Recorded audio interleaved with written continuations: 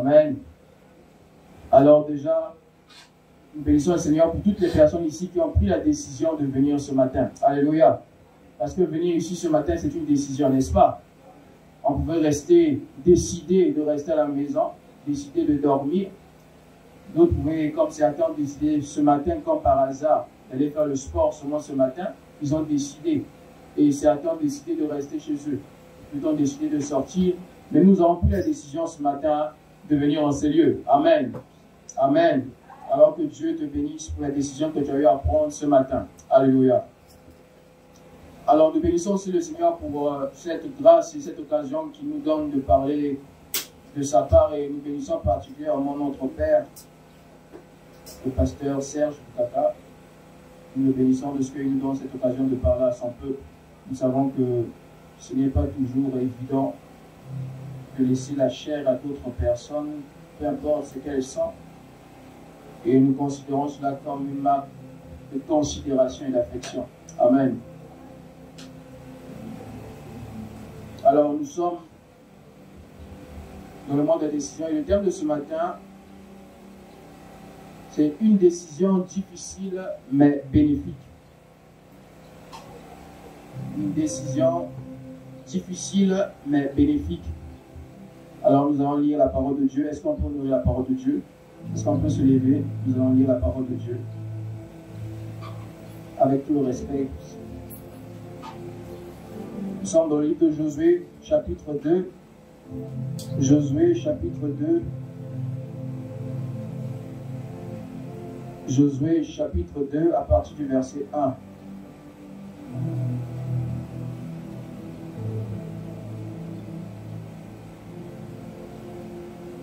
Alors je lis le nom du Seigneur. Josué, fils de Nun, fit partir secrètement de Sittim 2 espions, en leur disant, allez examiner le pays et en particulier Jéricho.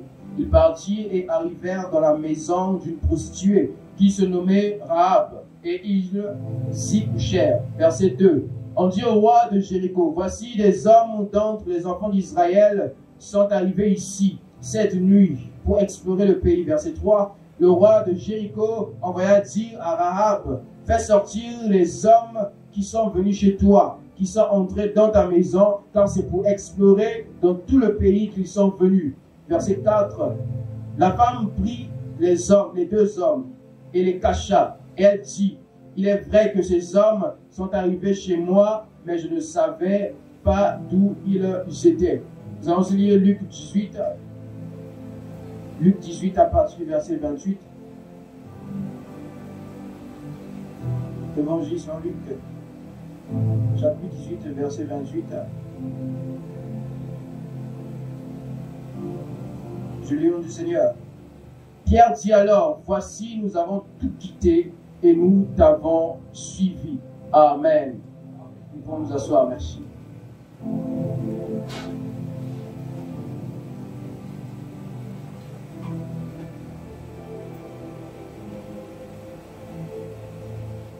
Alors, comme nous avons dit ce matin, le thème, c'est une décision difficile, mais bénéfique. Nous bénissons le Seigneur de ce que ce matin, avant nous déjà, il y a des gens des prédicateurs sont passés tour à tour pour nous parler de la décision. Nous avons eu des merveilleux prédicateurs qui nous ont donné des enseignements, des prédications, des exhortations sur la décision. Et aujourd'hui, nous allons parler d'une décision difficile, mais bénéfique. Alors, c'est quoi une décision? Nous allons toujours définir le mot décision parce que quand on parle d'une décision, il faut comprendre pourquoi ou c'est quoi une décision. Alors, une décision est définie comme étant un choix que l'on fait en fonction d'une situation donnée. Une décision, c'est un choix que l'on fait en fonction d'une situation donnée. C'est aussi ce qu'on appelle une résolution. C'est aussi un engagement. Donc, lorsqu'on parle d'une décision, on dit en fait que c'est un choix que l'on fait, mais en fonction d'une situation donnée. C'est-à-dire c'est une résolution qu'on prend en fonction d'une quelconque situation. C'est aussi un engagement. Le deuxième mot que nous allons définir le mot difficile, parce qu'on a dit une décision difficile. Ce qui est difficile, c'est ce qui donne de la peine. Ça veut dire c'est ce qui demande beaucoup d'efforts, qui demande d'efforts, mais d'efforts avec peine, c'est-à-dire avec difficulté, avec souffrance dans d'autres situations. Et le dernier mot que nous allons définir ici, c'est le mot bénéfique. Parce qu'on a dit une décision difficile, mais bénéfique. Ce qui est bénéfique, c'est ce qui fait du bien. C'est ce qui nous est favorable. Amen. Lorsqu'on dit quelque chose de bénéfique, c'est quelque chose qui nous est favorable. C'est quelque chose qui nous fait du bien. C'est une bonne chose, si on veut dire. C'est quelque chose qui a un résultat positif, un résultat excellent, un résultat motivateur, un résultat favorable. Alléluia. Alors le but de cet enseignement,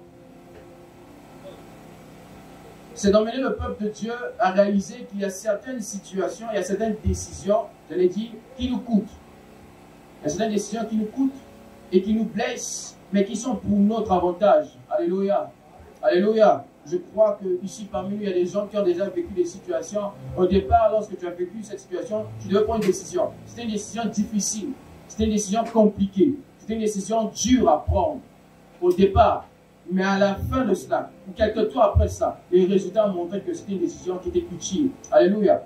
Alors dans la vie, il arrive de ce moment où on doit prendre des décisions qui sont tellement difficiles, mais ces décisions, certaines de ces décisions ont un impact positif dans l'avenir. Alléluia. Alors ce qu'il faut savoir, il arrive toujours un moment de la vie, toujours, où nous devons prendre impérativement une décision. Et parfois, des décisions difficiles. Alléluia. Qui a déjà eu à prendre des décisions difficiles ici? Y a-t-il quelqu'un qui a déjà eu à prendre des décisions difficiles ici? J'ose croire que quelqu'un a déjà eu à prendre des décisions difficiles ici. Donc il arrive toujours un moment dans la vie où nous devons impérativement prendre des décisions. Et parfois même ces décisions sont des décisions difficiles. Ça veut dire qu'il peut arriver des moments dans la vie où nous prenons des décisions. Mais ce ne sont pas des décisions difficiles, ce sont des décisions simples. Des décisions qui peut-être qui n'ont pas d'impact direct sur notre avenir. Des décisions peut-être qui sont juste passagères. Et les moments où une décision simple, comme se lever le matin, c'est une décision, on peut dire, un peu simple.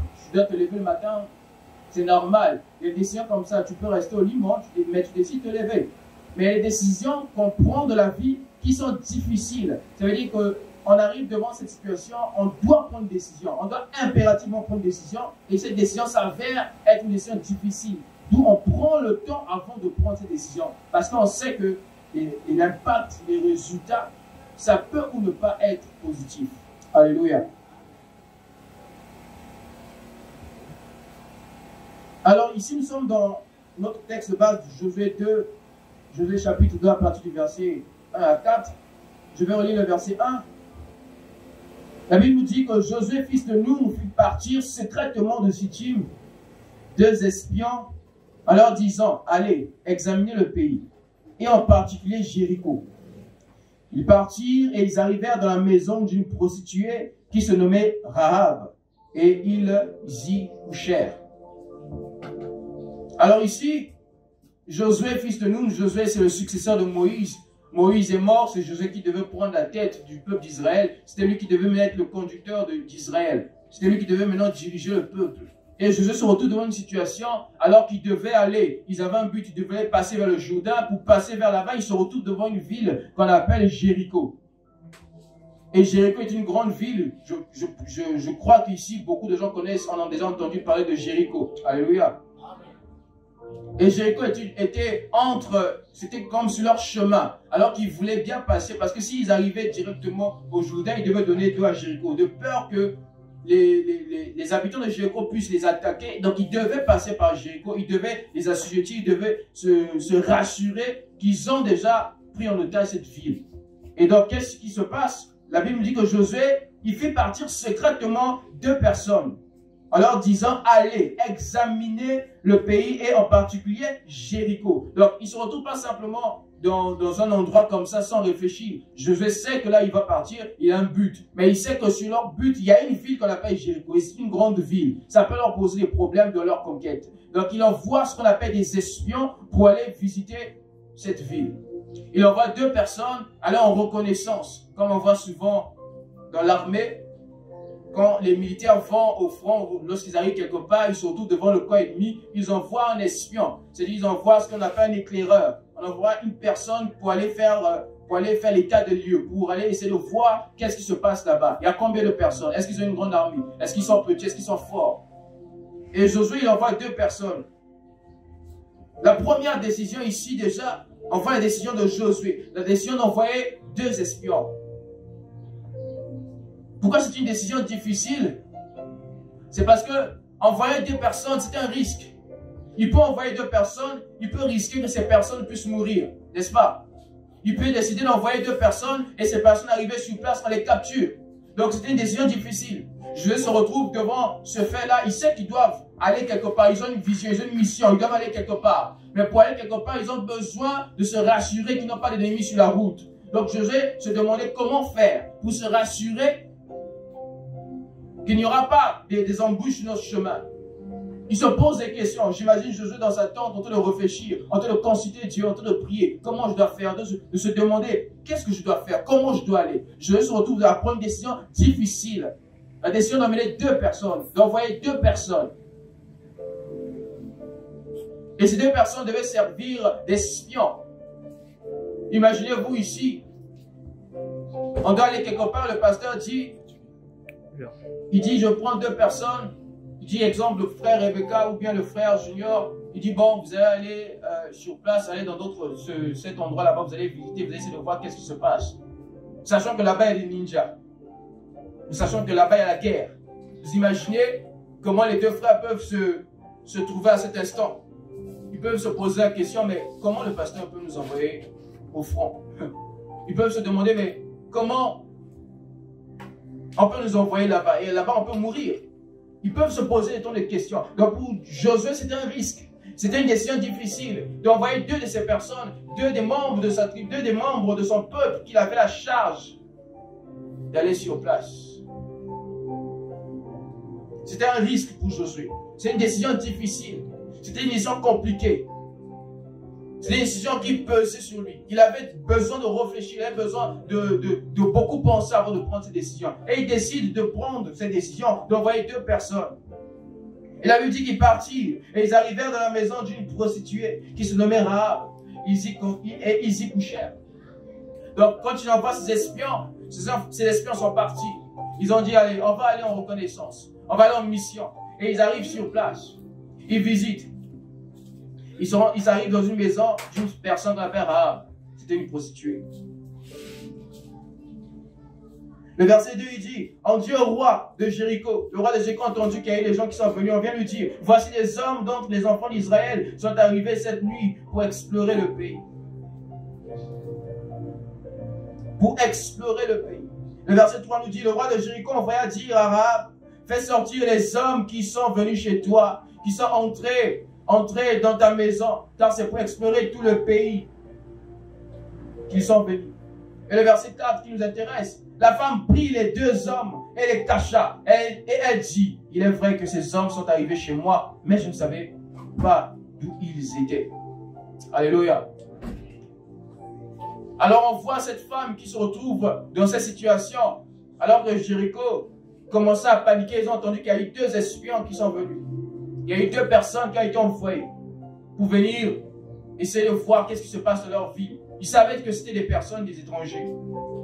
Et ils ont comme ça paniqué. Ils sont allés dire au roi, il y a des gens qui sont venus. Il y a 2 personnes qui sont venues. Il y a 2 personnes qui sont là, qui sont venues visiter, explorer notre pays pendant la nuit, ils sont venus. Et le roi, il envoie des personnes, il dit, allez faire sortir ces personnes de la maison là où ils se trouvent. Allez les chasser de là où ils sont. Et le verset 4 nous dit, la femme prit 2 hommes. Alors que le roi envoya les personnes pour aller chasser ces hommes-là. Le roi envoya des gens, peut-être des gardes ou bien je ne sais qui, pour aller débusquer ces personnes-là, pour les faire sortir de là où ils étaient. On peut dire que c'était comme 50%. 50% de cas, ils pouvaient être arrêtés. 50% des cas, ils pouvaient peut-être être relâchés, on ne sait pas. Mais il y avait un risque là. Lorsqu'on prend une décision difficile, bien aimé, il y a toujours un risque. Alléluia. Il y a toujours un risque. Le fait de venir même en ce lieu, de prendre ce terrain, il y a toujours eu un risque. Lorsque le pasteur, certainement, il priait ou ils ont demandé, ils cherchaient un terrain, venir ici, il y a eu toujours un risque. Il s'est demandé, mais venir ici, on est loin du goudron, c'est un risque aussi. Alléluia. Certaines personnes préfèrent prendre des terrains peut-être proches du goudron, mais venir ici au fond, c'est aussi un risque qu'il a pris. C'est un risque lorsque Dieu t'appelle, te dit viens, suis-moi et laisse tout. C'est un risque. Laisser tout, c'est un risque. Alléluia. Alors, un troisième type de décision difficile ici, on le voit avec Dieu. Dieu a pris la décision d'envoyer son Fils unique mourir à la croix pour nous. Jean 3,16. La Bible nous dit en Jean 3,16, je sais que nous connaissons tous le verset par cœur. La Bible nous dit que Dieu, il a tant aimé le monde. Il a tellement aimé le monde qu'il a donné son Fils unique, afin que quiconque croit ne périsse point et qu'il ait la vie éternelle. La Bible nous dit aussi dans Romains 10, Romains 8,5 nous dit encore que Dieu éprouve son amour envers nous, en ce que lorsque nous étions encore pécheurs, Christ, il est mort pour nous. Donc Dieu, son amour ne s'est pas prouvé simplement par des paroles, mais par des actions. Dieu a pris le risque de prendre son seul Fils unique, afin de mourir pour toute l'humanité. Alléluia. Bien-aimé, quel sacrifice. Quelle décision difficile. J'imagine Dieu, c'est moi qui imagine, Dieu est en train de se poser, comment je vais sauver ce peuple? Alors qu'Adam et Ève avaient péché dans le jardin d'Éden. Ça avait créé ce qu'on appelle la séparation avec Dieu. Parce que le salut du péché, c'était la mort. Dieu était séparé maintenant avec les hommes. Il fallait, Dieu certainement était dans son plan, il cherchait un moyen de réconcilier l'homme avec lui. Il cherchait un moyen de retrouver cette communion qu'il avait avec Adam dans le jardin d'Éden.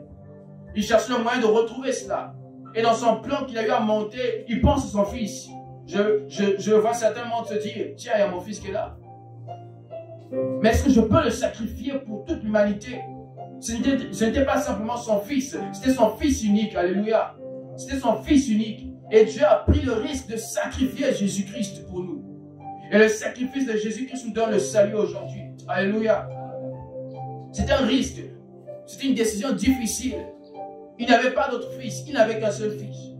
Qui ici est capable de sacrifier son fils ou sa fille unique? Qui ici est capable de sacrifier la seule chose qu'elle possède comme bien? Imaginez-vous le pasteur ici en train de prêcher. Il dit, bon, à l'église, on a besoin d'une caméra, n'a pas de caméra, n'a pas de téléphone. Il dit, frère, donne ton téléphone.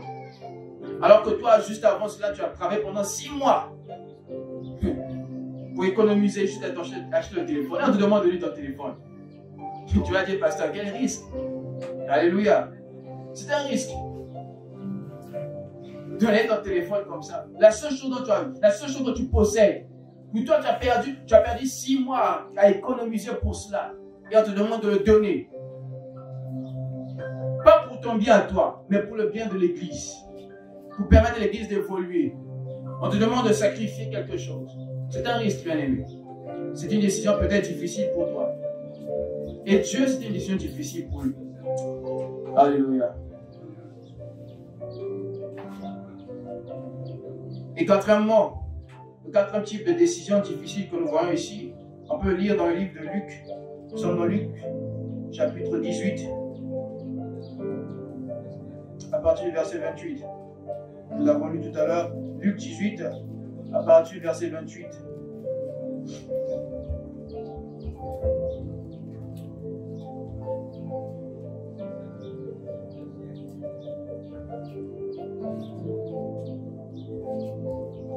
Je peux lire à partir du verset 26. La Bible nous dit, ce qu'il écoutait dire, et qui peut être sauvé? Jésus répondit, verset 27, ce qui est impossible aux hommes est possible à Dieu. Et verset 28, Pierre dit alors, voici, nous avons quitté, et nous t'avons suivi. Alléluia. Il dit, voici, nous avons tout quitté. D'autres versions disent, la version en français courant dit, Pierre dit alors, écoute, nous avons quitté ce que nous avions pour te suivre. Donc nous avons laissé tout ce que nous avons de plus précieux pour te suivre. Nous avons laissé nos héritages, nous avons laissé nos familles, nous avons laissé nos maisons. La Bible nous parle de Pierre. Pierre n'est pas n'importe qui, ce n'est pas un homme seulement comme ça qui est sorti de néant. Pierre était un pêcheur. Il vivait de la pêche. C'était un grand pêcheur. Avec son frère André, c'était un grand pêcheur. Il vivait de la pêche. C'était ça qui servait pour survivre. La Bible nous dit qu'il avait une femme, puisque la Bible nous dit quelque part, on parle de la belle-mère de Pierre. Donc il avait certainement des enfants, il avait certainement une femme. Et il vivait de la pêche. C'était ça son métier. C'était ça son gagne-pain. Et il rencontre Jésus. Jésus lui dit, viens, suis-moi. Et il laisse ce qu'il a fait pour suivre Jésus. Bien aimé, quel risque? Et Pierre, surtout devant Jésus, lui dit, Seigneur, nous avons tout quitté. J'aime ce passage parce qu'il ne dit pas, Seigneur, nous avons quitté. Non, il dit, Seigneur, nous avons tout quitté. Il n'a pas quitté à moitié. Il n'a pas quitté un quart. Il a tout quitté. Il dit, nous avons tout quitté pour te suivre. Non pas tout quitter simplement pour rester sur place, mais nous avons tout quitté pour te suivre. Quelle décision difficile. Alors je me demande comment il devait nourrir sa famille. Comment il devait nourrir ses enfants. Comment lui-même il devait se nourrir. Alors qu'il vivait que de ça. Même si la journée, il pouvait se retrouver sans rien, il savait que grâce à la pêche, il pouvait au moins avoir quelque chose. Même si aujourd'hui il ne mangeait pas, il savait que demain, au moins grâce à la pêche, il pouvait avoir quelque chose. Donc il vivait que de ça, de ce gagne-pain. Mais surtout dans cette situation-là, Jésus dit, viens et suis-moi. Viens et suis-moi. Et Pierre a suivi Jésus. André a suivi Jésus. Jacques, Jean, Barthélemy, Matthieu, Thomas. Et tous, ils ont suivi Jésus. Il y avait un qui était collecteur d'impôts. Il a suivi Jésus. D'autres des pécheurs, ils ont suivi Jésus. Ils ont laissé ce qu'ils faisaient. Imaginez-vous celui qui était collecteur d'impôts. Matthieu. Imaginez-vous, il travaille aux impôts.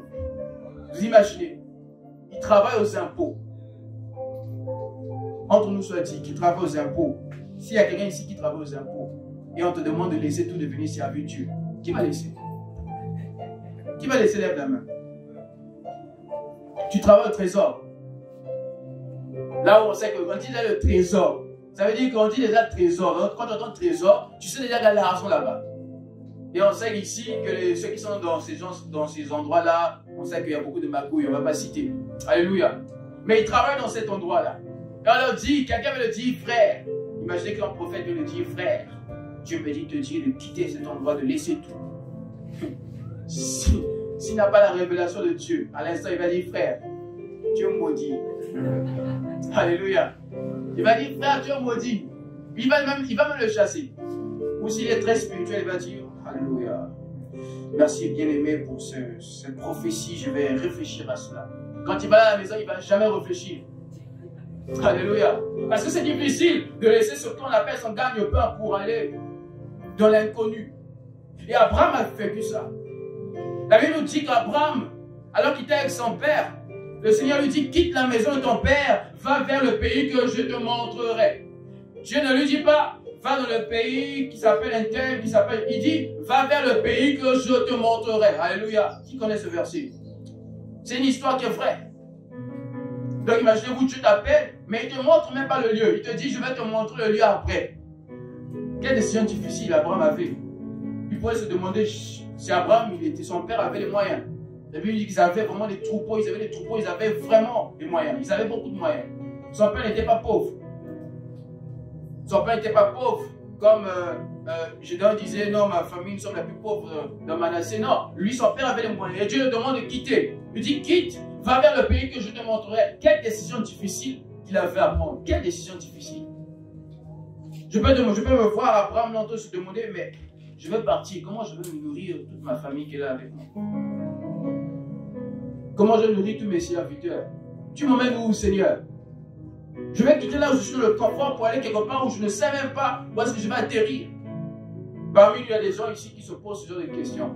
Dieu te demandait de laisser certaines choses, mais tu te poses des questions. Seigneur, je vais aller où? Je vais faire comment? Tu te demandes, mais si je laisse ça, comment je vais faire? Comment je vais me nourrir? Comment je vais? Comment je vais? Comment je vais? C'est là que la décision difficile apparaît. Lorsque tu te poses tellement de questions. Ici, pendant que je parle, il y a une femme, il y a une soeur. Tu te retrouves dans cette situation difficile. Alors qu'on t'a demandé de laisser quelque chose qui te tient vraiment à cœur. Mais cette chose est tellement précieuse pour toi. Cet évangélique se retrouve devant cette prostituée, devant une femme. Et lui dit, ma soeur, Jésus t'aime et il veut que tu sois sauvé. Mais pour ça, tu dois abandonner ce que tu fais. Elle lui dit, mon frère, merci. Mais là où tu me vois, je n'ai pas de parents. Je n'ai personne, je n'ai aucun soutien. Depuis que je suis toute petite, mes parents sont morts, je suis resté avec mon petit frère. À l'âge de 8 ans, on se retrouve sans père, sans famille. Les familles nous ont jetés à la rue. Et toi, tu viens me dire de laisser ce que je fais pour venir suivre Jésus. Il est où Jésus en question? Il était où Jésus lorsque mon père était mort? Il était où Jésus lorsque ma mère était morte? Il était où Jésus lorsqu'on nous a chassés de la maison? Jésus, c'était où? Et même s'il existe, tu me demandes d'aller vers, je ne sais même pas où est-ce qu'il va m'emmener. Tu ne me donnes même pas de garantie. Et tu me demandes de laisser ça. Et tu me demandes de laisser ça. J'aime le verset 29. La Bible dit, et Jésus leur dit, je vous le dis en vérité, il n'est personne qui, ayant quitté à cause du royaume de Dieu sa maison, ou sa femme, ou ses frères, ou ses parents, ou ses enfants, verset 30, ne reçoivent beaucoup plus dans ce siècle et dans le siècle à venir la vie éternelle. Donc Jésus commence à faire comprendre que ce que vous dites c'est bien, ce à quoi vous tenez c'est bien. C'est vrai, mais il y a mieux que cela. Si vous suivez Jésus, si vous me suivez, sachez que vous n'avez pas suivi pour rien. Parce qu'il répond à Pierre, ne t'inquiète pas, certainement peut-être qu'il voulait réconforter Pierre. Il dit, Seigneur, nous avons tout quitté pour te suivre. Je lui fais comprendre qu'il n'y a personne ici qui a tout laissé. Et puis à la fin, qu'il ne soit pas récompensé. Parce qu'il recevra ce qu'on appelle une récompense plus grande, la vie éternelle.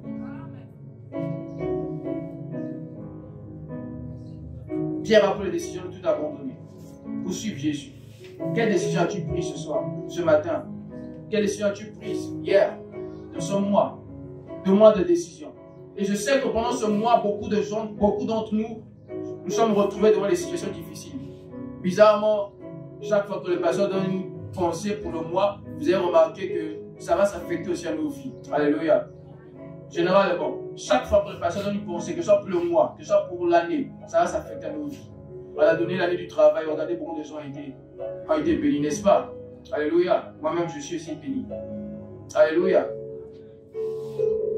Alors, quel est le bénéfice qui ont découlé de ces décisions? On peut le voir dans nos textes bas de Josué. La Bible nous dit dans Josué 2, à partir du verset 14,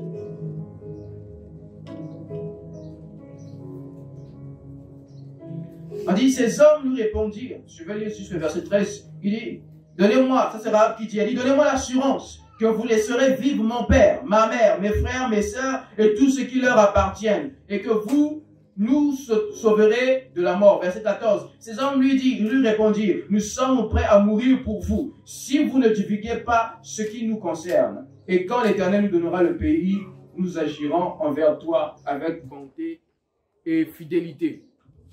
Alléluia.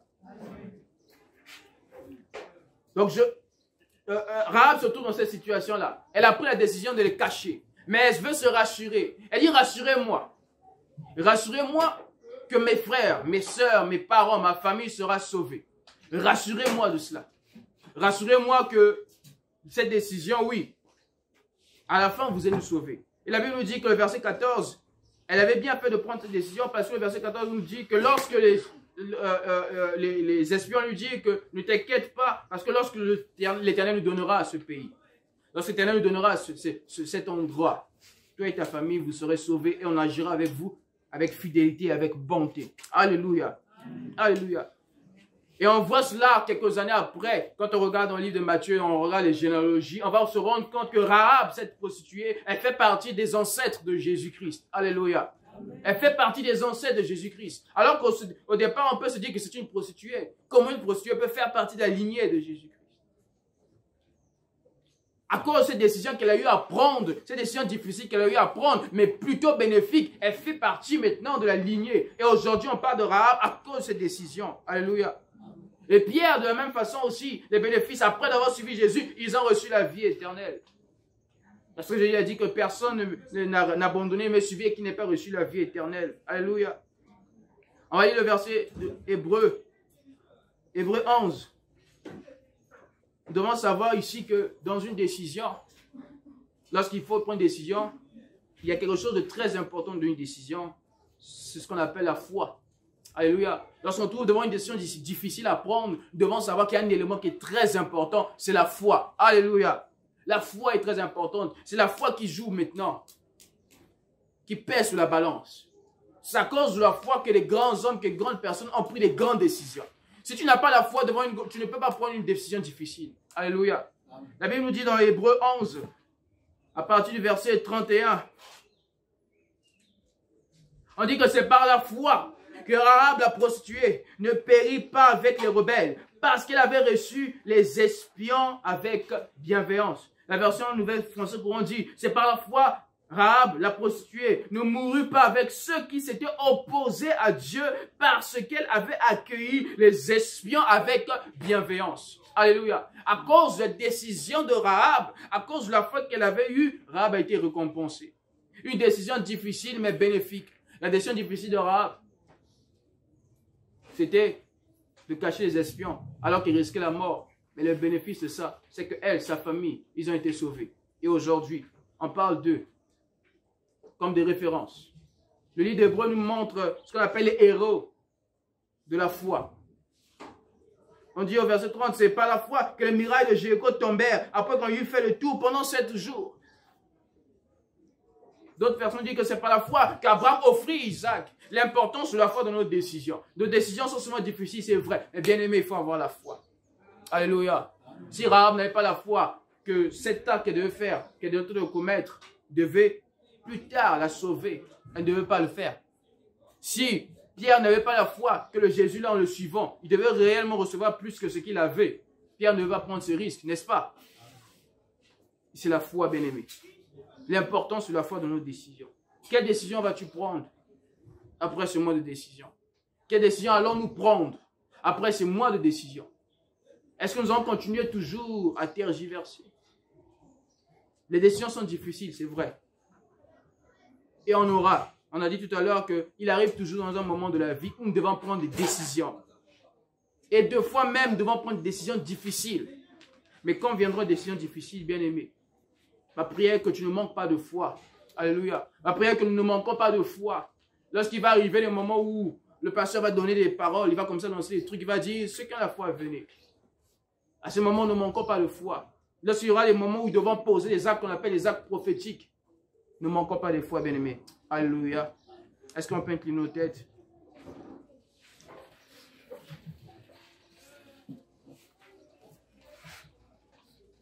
Nous allons prier, nous allons demander que le Seigneur nous aide à ne pas manquer de foi devant les situations, que le Seigneur nous aide devant les décisions difficiles que nous devons prendre, que nous ne puissions pas manquer de foi. Et devant nos voix, bien-aimés, prions dans le nom de Jésus-Christ. Alléluia. Alléluia, alléluia.